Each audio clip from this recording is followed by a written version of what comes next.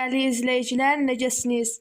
Ben bugün size mənim özümün bileziklərimi göstereceğim ve bunlardan hansı daha yaxşıdırsa mənə deyin. Ve indi göstereceğim size. Açın bunu.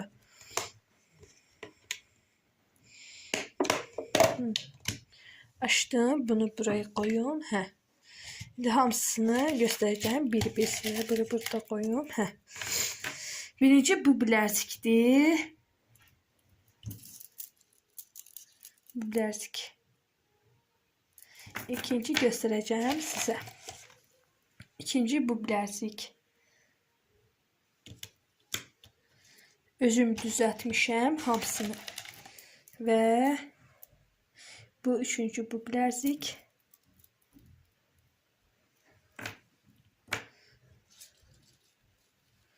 Şimdi beşinci bilezik.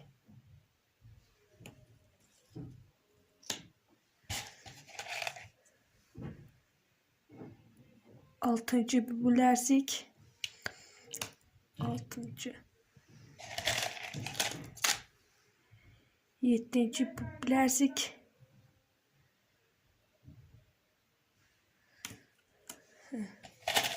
İşte sekizinci bu bilezik.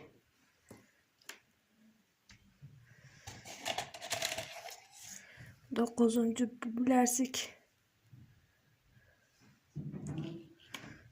Ve 10. bu bilezik. Ve 11. bu bilezik.